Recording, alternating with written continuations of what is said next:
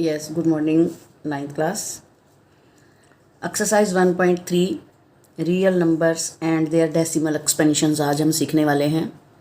तो सबसे पहले हमें इन जो मैं रूल्स बता रही हूँ उस पर फोकस करना है और बाद में एक्सरसाइज के सम्स तो फटाफट होते चले जाते हैं।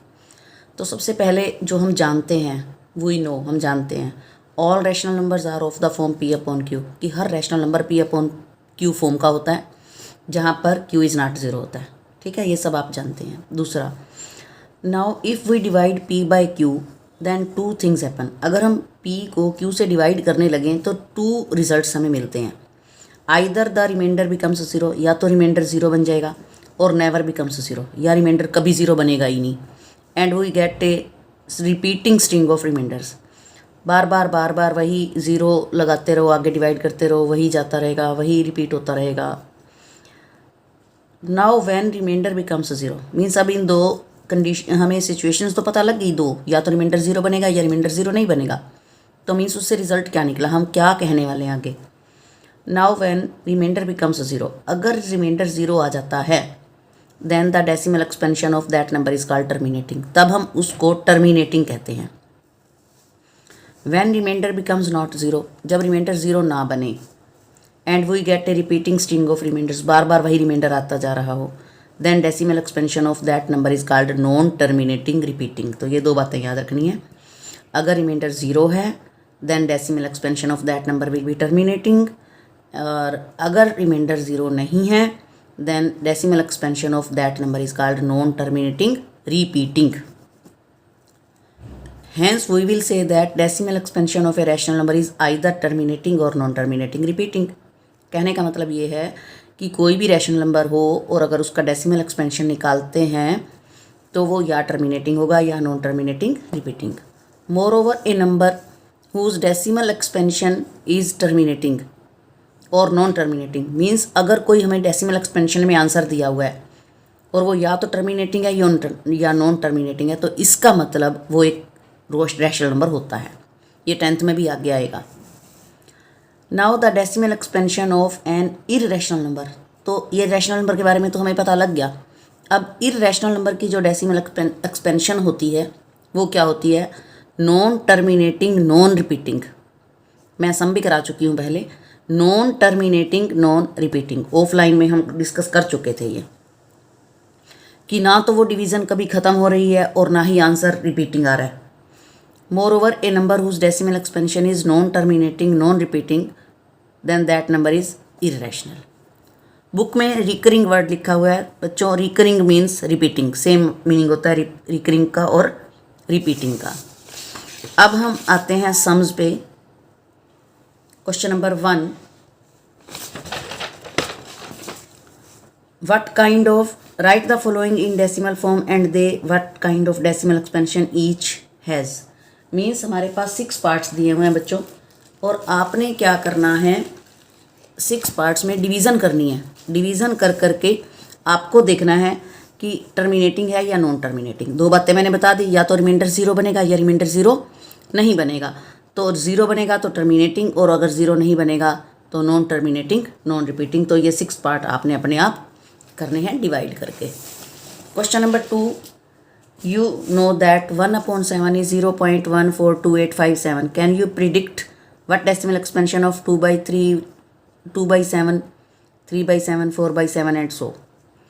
तो प्यारे बच्चों 1/7 तो दिया हुआ है हमें 0.142857।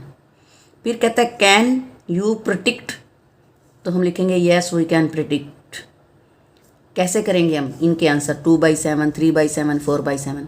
तो प्यारे बच्चों 2/7 को हम 2 × 1/7 लिख सकते हैं, 2 1s are 2/7। इसी तरह 3/7 को 3 × 1/7 लिख सकते हैं।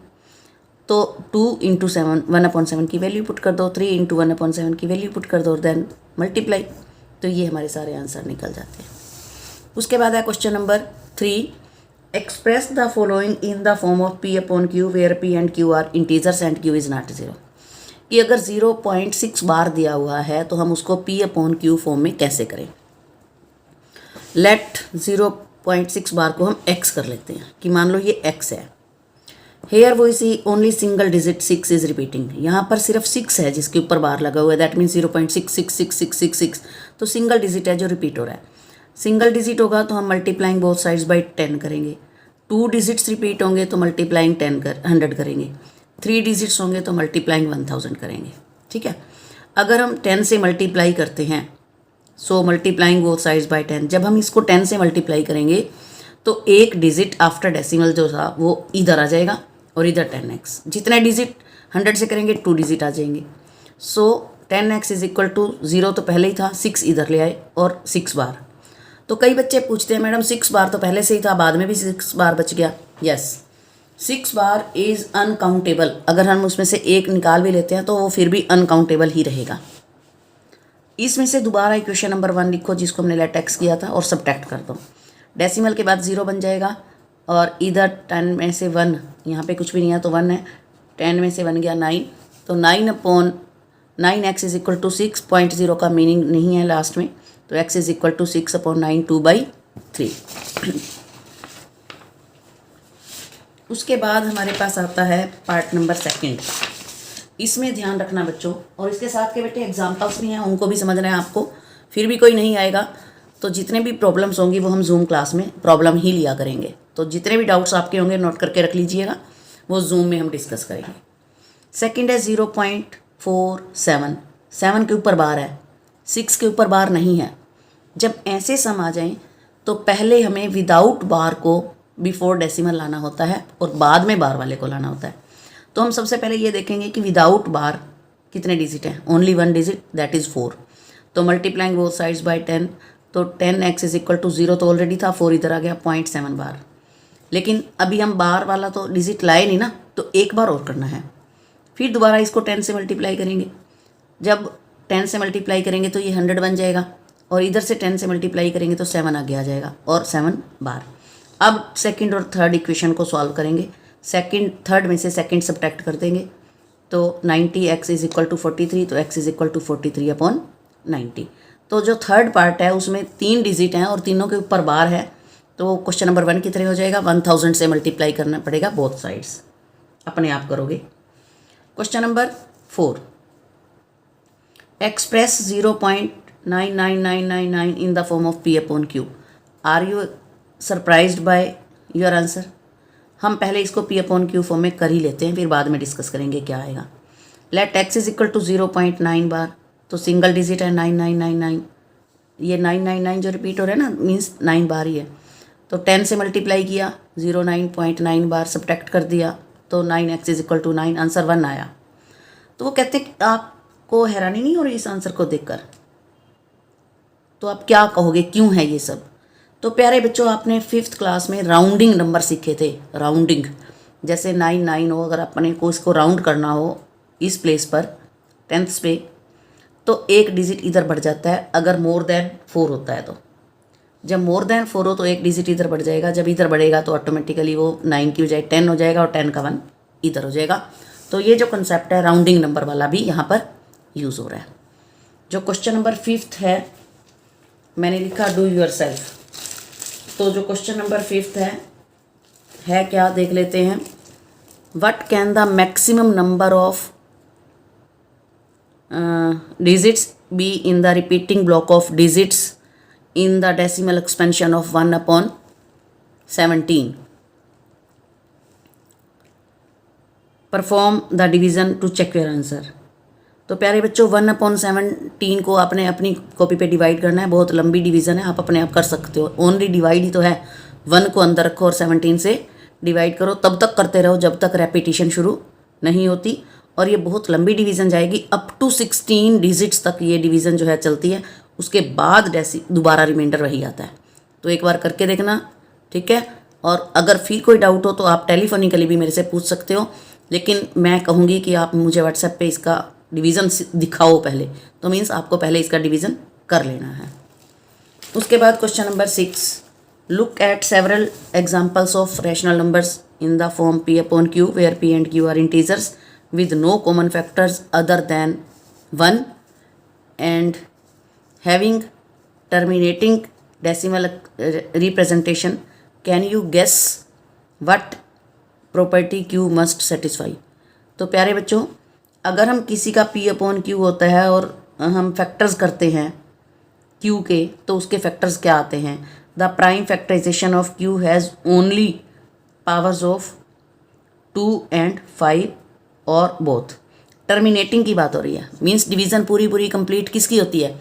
जिसके डिनोमिनेटर में मीन्स जो Q है उसके अगर हम फैक्टर्स बनाएं तो या तो सारे 2 2 2 2 वाले फैक्टर हों, या सारे 5 5 5 वाले हों, या 2 और 5 मिक्स हों, तो वो डिवीज़न कंप्लीट होती है। अदरवाइज नहीं, 2 और 5 के अलावा अगर कोई फैक्टर आता है तो वो नॉन टर्मिनेटिंग होता है, वो टर्मिनेटिंग होता ही नहीं।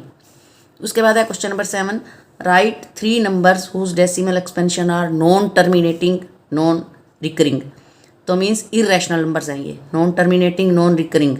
तो इररेशनल नंबर हमने बताने हैं, जैसे 0.1 कोई भी डिजिट ले लो, मैंने 1 सेलेक्ट किया, 0.1 फिर 0 1 फिर 2 0 1 फिर 3 0 1 फिर 4 0 1, ऐसे ऐसे करते रहो। कोई अगला डिजिट कोई भी आप सेलेक्ट कर लो, मैंने 22 सेलेक्ट कर लिया, तो 0.22 फिर 0 2 2 2 0 फिर 2 2 फिर 3 0 2 2 फिर 4 2 2 2 के बाद फिर 4 0, एक एक ज़ीरो जो है वो इंक्रीज़ करते रहो। फिर मैंने सेलेक्ट कर लिया 431, चाहे आप सिंगल डिजिट वाला नंबर सेलेक्ट करो, 2 डिजिट वाला सेलेक्ट करो, 3 डिजिट वाला, कोई भी सेलेक्ट करो, मीन्स ज़ीरो से मतलब होता है 1 0 2 0 3 0। तो ये होते हैं इररेशनल, जिसको नॉन टर्मिनेटिंग नॉन रिकरिंग भी कहते हैं।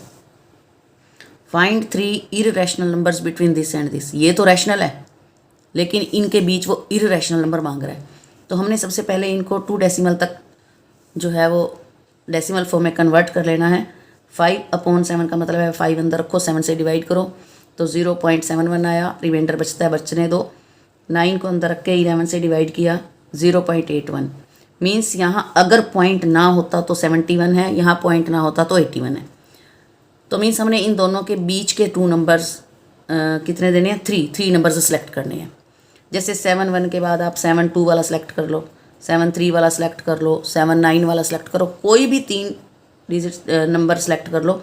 इररेशनल नंबर बताने हैं तो मीन्स एक बार 1 0 फिर 2 0 फिर 3 0 फिर 4 0 and so on. Question number 9, classify the following numbers as rational और इरेशनल। आप सबको पता चल चुका है कि रैशनल क्या होते हैं और इरेशनल क्या होते हैं। अगर रूट के अंदर आपका कोई प्राइम नंबर होगा तो वो हर हालत में इरेशनल ही होता है।